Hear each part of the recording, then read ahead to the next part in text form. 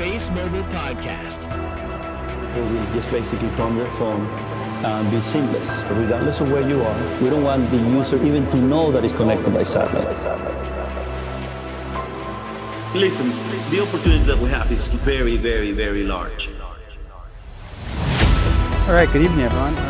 If everyone was watching the World Baseball Classic, but that was a pretty awesome high suspense game. Go USA. And speaking of Team USA, AST SpaceMobile. So the global spectrum race is on. Just like the World Baseball Classic, we have the World Spectrum Classic going on right now. And ASTS surprised the world, and they're now struggling to catch up. So this week, we're going to start off just by looking at a FCC filing with the famous or infamous, depending on your perspective, CATSI commentary. And so you have SpaceX writing a letter basically just complaining about ASTS. And so Satellite Connect Europe is starting to get real traction. And SpaceX is trying to draw some inconsistencies, saying that if ASTS is European-based, European sovereign, well, then it can't be an American company. Well, this is not right, but it's also just highlighting the fact that ASTS in a commercial gambit has seemingly struck quite a large competitive advantage. And this goes to really the cartoon for this week is there's three really big moats. There's the tech, there's regulatory, and then there's business. They compound on each other. And so because you have the tech, because you have the regulatory savvy approach, your business model can be a competitive advantage. And this is what we're seeing here is because they had the unique approach to the business, because it was structured in a way that was very regulatory friendly for the Europeans, because the tech is so good, then ASTS appears to be in a position to snatch up a lot of MSS spectrum.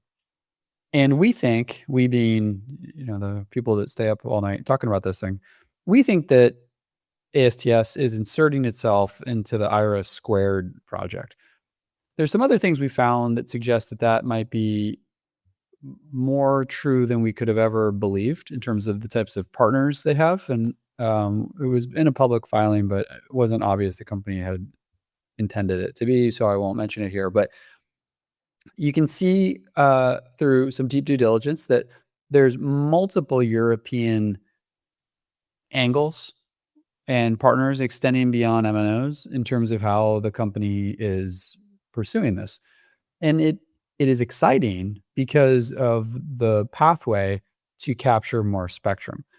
With that additional spectrum, it becomes very exciting because of the commercial and then therefore the economic opportunity, which I think is very big. When I go kind of do the back of the envelope math, I start to realize that the European opportunity can be very, very big. And remember, what we're really solving for here, all jokes aside from the shorts who would mock me for this, but you're trying to draw up estimates in a crayon, not a scalpel. It's very difficult to be precise when making a forecast for a business like AST SpaceMobile that has so much potential, but is also so new. What you're trying to figure out is revenue going to be $1 billion in 2030, $10 billion, $20 billion, $30 billion, so on and so forth. You're trying to figure out something within a degree of accuracy of base 10, which is crazy that we actually really don't know. But when you start to dial in some thinking of Satellite Connect Europe, you start to go, well, could this alone be $10 billion opportunity? And then things in the US, obviously, the military. And that's what gets me really excited when I'm really trying to draw a line to a $1 trillion market cap, which is definitely not a foregone conclusion. It's not a target price, but it's something that I think the management team believes. And while Abel can't come out and say something, well, I guess he could come out and say something like that, but he probably won't because he's a conservative guy. What you're trying to do, if you're playing the game I play, is put yourself in the perspective of a founder. Put yourself in the perspective of someone on the board of directors that's thinking about the arc of a company's business prospects over 5, 10 plus years. And if you can nail that sort of big long-term thinking, the stock returns take care of themselves. And so some might say, well, Kook, what about whether the Strait of Hormuz is shut for another 3 days? Yeah, I don't care. That literally has zero bearing on my thinking and my analysis of AST SpaceMobile. Zero. And perhaps that should be the same for you too. That's the difference between short-term trading and long-term investing in my view. And so I'm really thinking about these things that CATSI puts out. And I think that when we look back in a year or two, frankly, when we are looking back today at the prior 3 years, this framework of what he said around spectrum will find its way to the most efficient system is so elegant in its first principles thinking and gives us a really nice framework by which to analyze, again, these 3 pillars of that statement: tech, regulatory, business. And so I really like the purity of CATSI's thinking because I'm just trying to think of what analog is right for me. To me, it really comes down to kind of a commodity company that is just structurally a low-cost producer. And so think of like Potash Company in Canada, just structurally was the lowest cost guy. Think of Saudi Arabia, lowest cost producer, I believe. These are the types of things that accrue massive economic rent over time. And AST SpaceMobile, if it is in fact the most efficient system, should aggregate the most spectrum. And spectrum is the asset, to quote Abel, that has a value that nobody can afford. It's worth so much. And that's a really exciting bull case as it starts to pan out. The MNO CEOs are saying, I want it. And so this week, it seems like a lifetime ago at this point, but AT&T came out saying casually they're going to spend $250 billion to advance U.S. connectivity. So they're swinging the bat. And what was neat is they specifically mentioned AST SpaceMobile. And so as Carol Kaziki outlined for us, this statement is total validation. AT&T explicitly named ASTS as their satellite solution. Note it will be fully integrated with the fiber backbone. I again think this is going to the point of how we have something much bigger than we think. The simple bear case is we just have dead zone things. One sec. Might have a cold and I'm just asking my wife if she can bring me anything to drink before I start coughing. Last week we talked about the fact that 6G, we're starting to put more and more together. We're starting to realize that ASTS is integral to some of these next generation systems in ways that I certainly don't fully understand, but I'm smart enough to know when there's a trend appearing. And so here we have AT&T stated ASTS will be, quote, fully integrated with their fiber backbone. Pretty important. And we just want to see these MNOs really call us out by name. That is driving this sort of damn the bureaucracy type of speed we're seeing with the MNOs. If it's coming from the top, from a CEO, all of these mid-level guys are going to pave the way to get stuff done. And that's why we're starting to get all these MNO deals done. The fact that we had AT&T done, it was 2 years, was it a year ago, 2 years ago, a year ago at this point, is impressive to mobilize their army of lawyers. And then we check in with Dr. Mike to, again, understand why it is that the MNOs care so much. And so he went back to some earlier work that shows where AT&T was going to be replacing the copper carrier of last resort obligations they have with satellite. But then also this convergence with their overall network, you start to have this double-headed win for them of we're going to save CapEx meaningfully to reallocate capital to the most important things, but we're also going to have more efficient revenue, which is very, very important because a customer that's already acquired that stays, i.e. if you reduce churn, that's the holy grail. That's what you really want to have if you're an MNO. And the belief is, and I believe this firmly, is that ASTS will help lower churn in addition to all the CapEx savings. And then we release, I don't truly understand the importance to the next generation 6G network, but we're starting to realize that it is very important in terms of how spectrum is reused and utilized and how it brings spectrum to the party that currently can't be used via the terrestrial networks. So all this relies on our satellites being up in the air. And this week we had a sighting of FM1, which is pretty wild, a true to life UFO sighting. And then a company retweeted it. So pretty cool. It does show the deployed payload module, the PLM. So the ultimate next generation design is becoming a little bit, certainly a blurry image, but more clear. We're actually seeing it. It doesn't really tell us anything we didn't know before. And then the cells are already active. And so while we see the satellite, the cells that are being created from these satellites are active. So Tanner found a really neat filing that says, we have deployed and released many fixed cells over the continental US to our MNO and OEM partners as reference cells for network integration. We continue to test the spectrum quality of those fixed cells and received approval to activate fixed cells from an MNO. We expect to continue testing for SpaceMobile service automation, including beta testing, prior rollout of initial non-continuous SpaceMobile service. So it's out there. You know, if you feel a disturbance in the force, you might be walking through an AST SpaceMobile beam. Pretty cool. FirstNet's coming. So FirstNet changed their website. It's hard to imagine it becoming any more clear than it already is. And so FirstNet satellite with AST SpaceMobile extend coverage to virtually anywhere to maintain connectivity. That is on the FirstNet website. They also note push-to-talk services. This is where ASTS was purpose-built for these use cases. Push-to-talk is very important. If you're racing around as a first responder, you're not going to go into speed dial and be dialing people up every time you need to communicate. You want to have, you know, that Nextel back in the day type of functionality. They're very important. First responders want that. That's going to help them use this system maybe as a replacement, but certainly as a complement to things like Motorola Solutions, which is a pretty decent sized business. And the data that was put out with this, we got some additional interference data that CATSI went through, which is always really cool to see.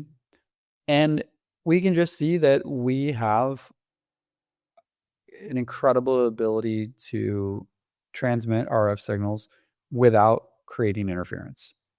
And so as CATSI pointed out, we were blasting away and we were nowhere near the maximum allowed threshold, not in a single cell. And Starlink couldn't manage to operate a minimum constellation without exceeding the limit and having to ask for a waiver. This is what is going to cause breakaway adoption by AST SpaceMobile. This is what is likely going to cause the breakaway of SATCO, Satellite Connect Europe, where the boundaries become very important. So this interference data is right there, certainly beyond my initial pay grade to understand it, but took the time to really go through it, study CATSI's tweets, use a lot of AI to yet further decipher CATSI's tweets. And all of this is in the DD doc if you're interested. I tried to write it out as best I could in layman's terms. Certainly dense, but it's there. And so if you're interested in learning more about it, go to the pinned tweet and you'll see spectrum sections. And a lot of it's covered in the technology section, which is certainly interesting stuff that I really hadn't known about before. So now we get back to the network of the future. So again, I think this is the thing that we don't probably understand fully enough. And so back with CATSI, of course, we have him talking about advanced delay and Doppler waveforms, lots of very big words. And then really the implications of this for 6th generation next terrestrial networks, NTN. And so he has a lot of cool tweets, and it really shows where the spectrum reuse and the technology brought to bear by AST SpaceMobile is what can enable this, but it is hard because the LEO satellites, if people, the example of Doppler, if anyone forgets it from high school, is when an ambulance is racing toward you and then goes past you, that's where you get the change in the siren. And that's the Doppler effect, is the speed shift of the sound. And so the same effect happens with RF signals, especially when you're cruising along at a casual 17,000 miles an hour. And so the math required to compensate for that is computationally intensive and requires a lot of technology. And that's where CATSI makes the observation that ASTS has such a big advantage. And so as we go to 6G, the complexity of making all of this work skyrockets. Starlink, being the closed architecture people that they are, has all that processing on board. ASTS has it down on Earth, which CATSI's perspective is that it's very difficult to coordinate all this complexity in orbit on a closed system. Whereas having the bent pipe architecture, which ASTS uses, it's reflecting the raw signal down to a terrestrial processing mode. And so that is the easier, more scalable, upgradable way to handle this and be more relevant. It also has these side benefits, like we've talked about in the past, of data sovereignty and things like that. That's what ends up being so important to the MNOs, because it means you're not losing control of the data, which is very important when you're thinking about all these European countries, which are numerous and many, and not wanting to have all the data being shot over to the United States of America, or being controlled by the United States of America, and especially being controlled by SpaceX. But then we go to how this also interplays with Legato. So the Legato spectrum is gold, in my view. Very, very valuable stuff. And CATSI does a nice job reminding us all of why that is. And so where the Legato spectrum lies in the sort of spectrum pancake, you have a comparison of it against where Globalstar sits and Iridium sits, but very importantly, where all of those things sit next to the GPS spectrum, where you really can't mess with that. Otherwise, planes fall out of the air, for example. And so you are not allowed to spam anywhere near the GPS signal. GPS is very faint, so it's very sensitive if you start blasting with high power. And this was the original problem that Legato had. Now, AST SpaceMobile, with its incredibly powerful beamforming technology, is capable of working in those bands without spamming GPS, because it has this very powerful but very directed beam that doesn't have these shoulders. And so if you go into the DD dock, you're going to see things that look really like a rectangle where there's this plateau and then it falls off.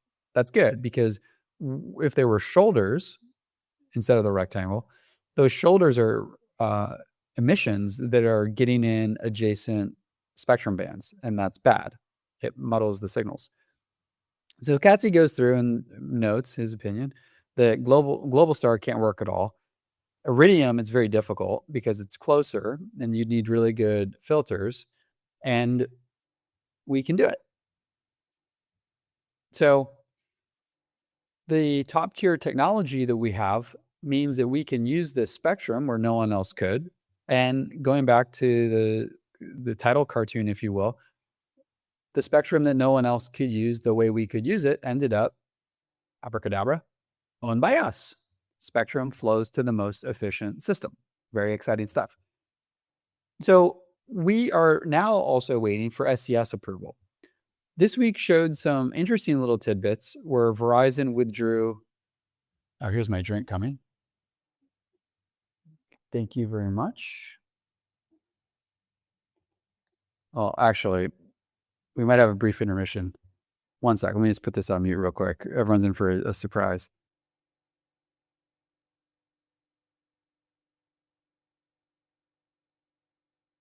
We have a brief message from our sponsor. AST SpaceMobile's the best. You guys should all get it. If you don't, yeah, you should get it. Thank you for that paid programming. Okay, I'll go to that. Okay. My daughter had been working on her own AST SpaceMobile advertisement, and it looks like she kind of choked at the moment of when she saw all the emojis. I think that's when she got stage fright. Maybe next week she'll do her SpaceMobile impersonation. But anyway, we are back to SES approval, and so Verizon withdrew their petition to deny AST SpaceMobile. Awkward. So obviously they no longer really have a petition to deny, but they're cleaning up the docket, which makes sense. So Verizon, this is cool. Alfred Mertz did the time series, so thanks for this. In November 2020, Verizon files a petition to deny AST. In 2024, they sign an MOU. In 2025, they sign a DA, and then now they are removing the petition to deny. Clearly, they've changed their view on AST SpaceMobile when it was a threat to them competitively because they were not involved with it, and now they're aligned with it. And so the incredible partnership between AT&T and Verizon that few would have predicted 5 years ago. This type of filing cleanup to me smells like SES approval is coming. And so I know Justin is on the case. Our FCC scout is working overtime so that when that filing hits, which we think could be any day, that we'll all see it and YOLO a bunch of calls. And that is just one of many things that are cooking right now.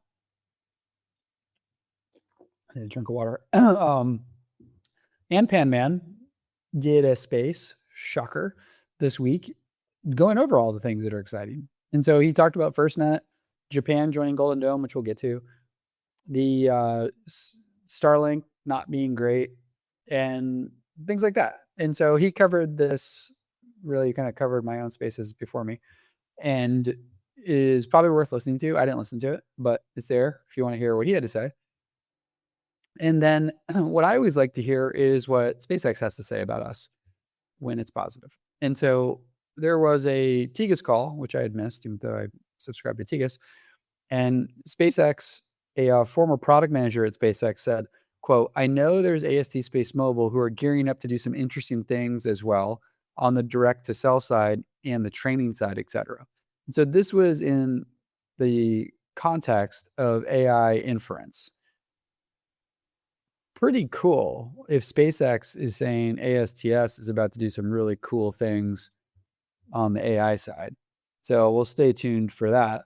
But meanwhile, while we wait for AI, which I believe is coming, we have Golden Dome continuing to progress. And so this is something that I am enormously excited about. I think, hope springs eternal. I get it. But like, I still think that ASTS is going to be revealed to be one of the integral backbones of the system. And I think it will be our moment. Golden Dome keeps getting bigger. And so Japan is joining. The Iran conflict will probably turn out to be just yet another advertisement for U.S. weapon system capabilities. And the importance of Golden Dome seems obvious right now.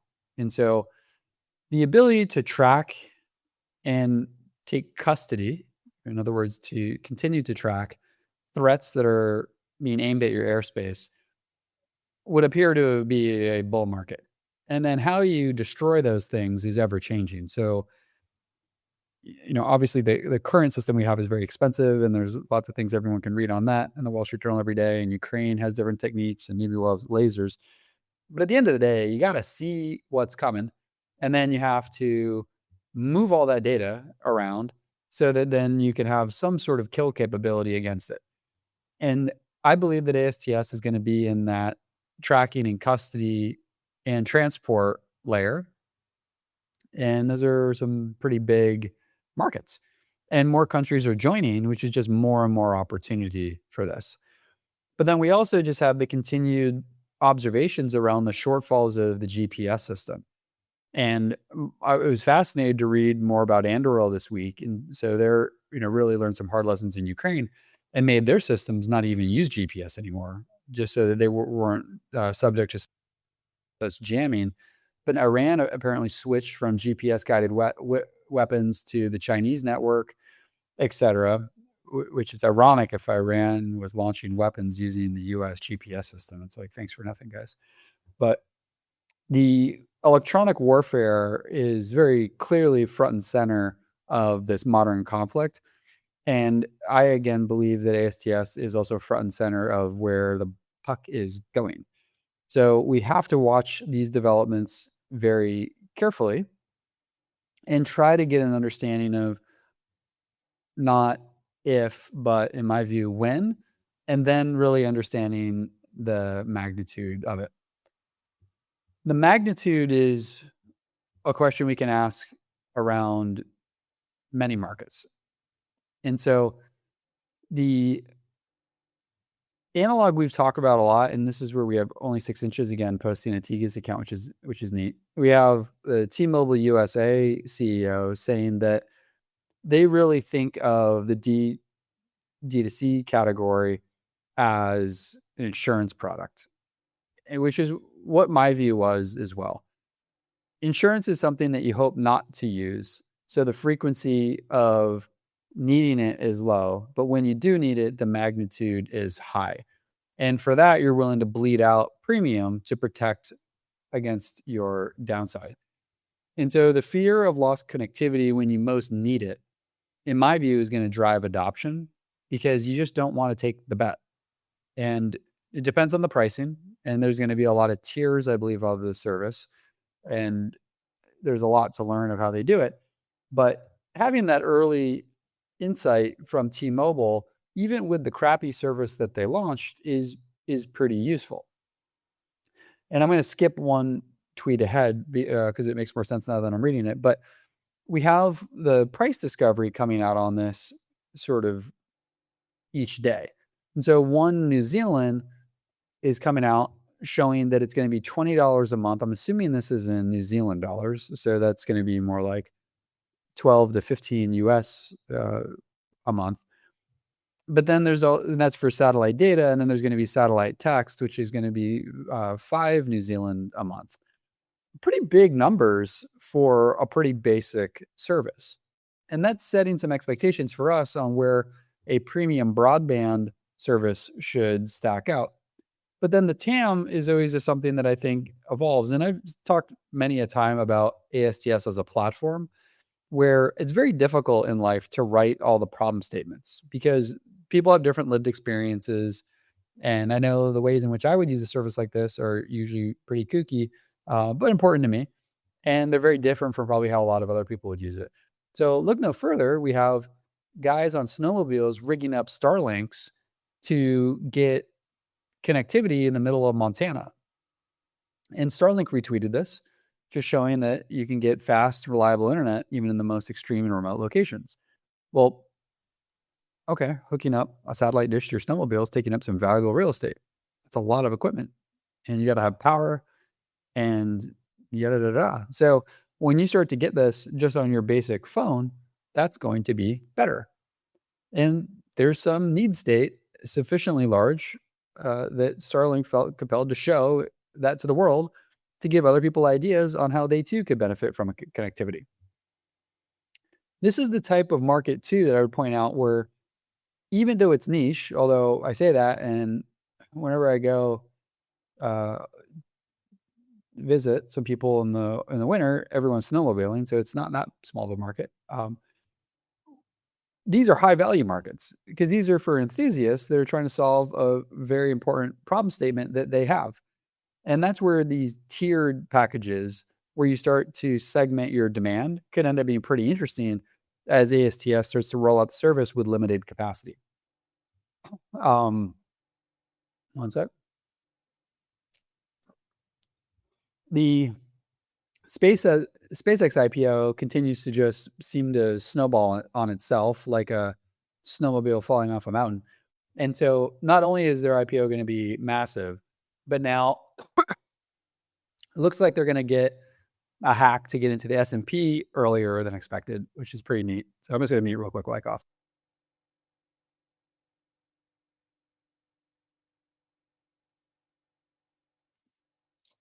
It was a long night camping last night where none of us could sleep. Yet none of us wanted to do anything because we don't want to wake up the other guys, even though we're all awake. And now I'm definitely way worse for wear.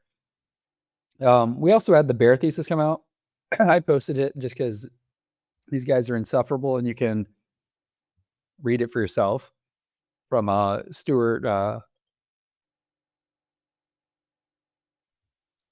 From Stuart Lucky, or Lucky Stewart, or whatever he calls himself. But the more interesting thing is this commentary from, who was this? Virgin Media 02. So we have one of SpaceX's partners come out saying that their beams only have 4 megabits per second. Well, we have beams 30 times larger at 120 megabits per beam. And now the important thing to understand with how these beams work is that you share a beam with the other users. And so in rural areas, that 4 megabits per second is shared among a few people. In an urban area, it's shared among many people. So then that speed starts to get kind of unusable, which is the point that the Virgin Media guy was saying. What also matters is how many beams you can create and how small those beams are. AST is capable of creating many beams, I believe 2,800, and they are very tight, and they don't have the diameter off the top of my head. But Starlink's does not have many, and they're large, which means you have to share them among many people, which starts to degrade what you can do in that beam, and starts to, well, as he puts out, there's service limitations, and it really just kind of works in dead zones, because in dead zones you have presumably fewer people because it's going to be rural areas. But then you start to not really solve the network problem of the future that I believe ASTS is poised to do. So that's why I think that there's going to be this divide between the true infrastructure of the network of the future versus sort of like a hack together dead spot solution. And we have Kevin. I actually meant to watch this whole interview and I forgot. But we have Kevin out also finding some more detailed information on exactly what I just talked about, where the SpaceX satellites do 40 beams and each can generate 4 megabits per second of data and shared on this big space.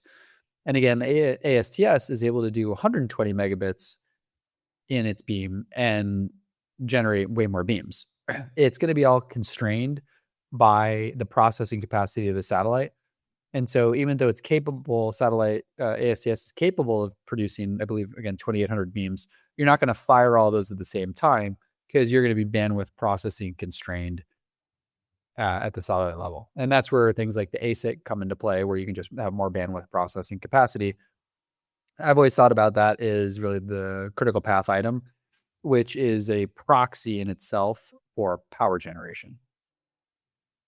So the weird trend is, first you had Deutsche Telekom saying that basically SpaceX sucks.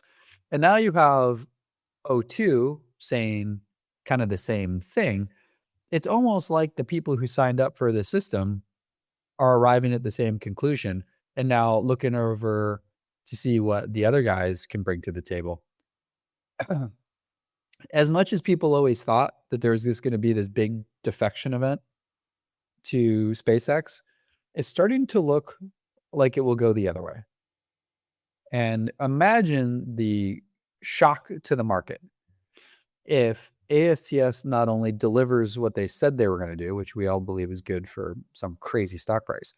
What happens if SpaceX falls on the sword and it looks like you're really not even going to have that strong of a number 2 competitor, because you start to have SpaceX customers start to multi-client with AST SpaceMobile? Think about what happens if that comes to pass. And it's starting to look like it could be a possibility. Not a foregone conclusion, but starting to look like it could be a possibility. And it goes back to the first principles by which this system was built. And so it's again, go back to Kevin Chen, and Orange shouts out their partnership and says it's an Orange managed core network. And we've heard in the past, I think it was Telstra in Australia, really complaining about what it's like to work with Starlink because it's a Starlink managed core network. you're having to integrate two different networks, which is a beast and annoying, versus a first principled approach, which allows the MNOs to retain control. So those first principles, I think, are going to be the real key difference makers of who wins and who loses. And then you're also starting to see some early signs of the frustration of vendor lock-in. And so Starlink closed system is facing backlash as farmers are having their prices doubled on them. What assholes. And so all these guys wired up their John Deere tractors, needing massive amounts of data as they go through and have these autonomous combines. And then all of a sudden, they get re-rated from $150 a month to $500 a month on the commercial tier. Classic Elon. Get you on the hook, give you no alternative, crush you on the price.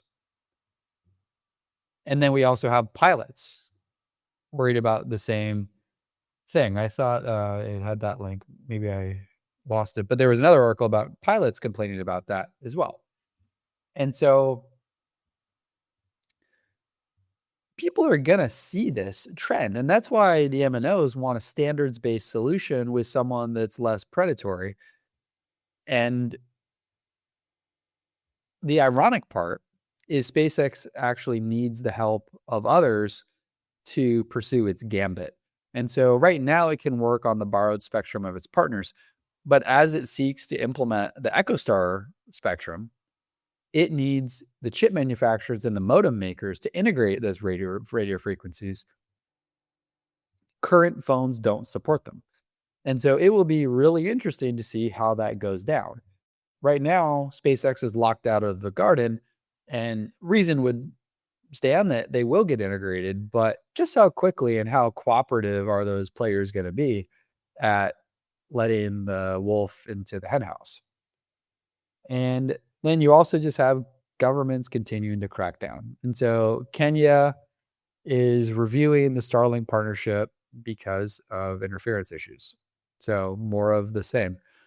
The regulator wants to assess the impact of the deal's interference with mobile phone networks. So rest assured, you can imagine that MNOs are going to be rightfully upset, but extra loud because of the threat that SpaceX poses when they enter their market. And you can see, if you look at the DD doc and you look at what Katsi posted just in this weekly thread, you can see what the interference issues are on the comparative adjacent channel leakage ratio charts. And basically it just goes to whether your beam looks like a big rectangle with a sharp drop off in the shoulders, or whether it has these broad sweeping sort of like Mount Kilimanjaro type angles. And that means that across spectrum, not yours, you're interfering, and that is bad. So kind of a slow week this week, but even on a slow week after all the stuff we got in the preceding 2 weeks, there's still some good positive movement. We still continue to see this chasm in the competitive landscape.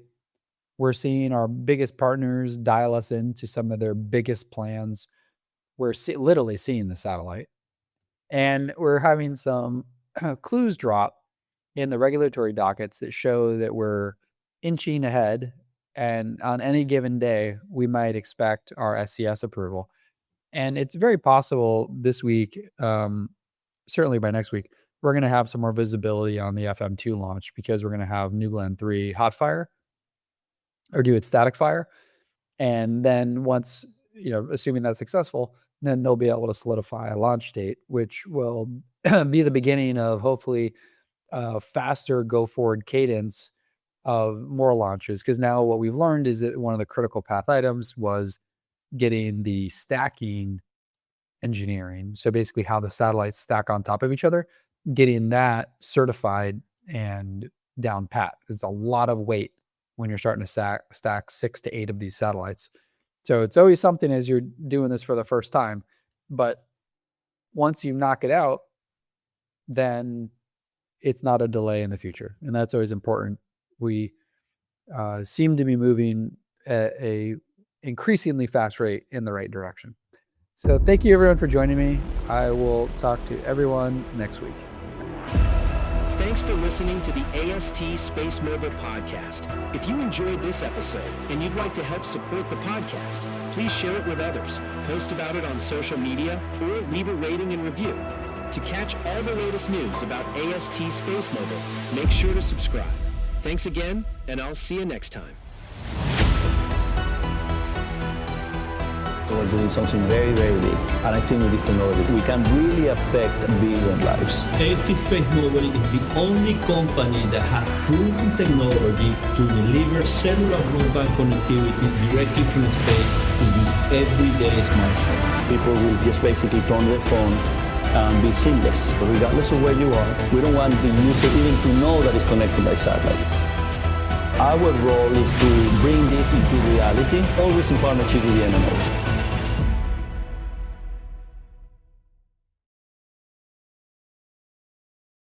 Listen.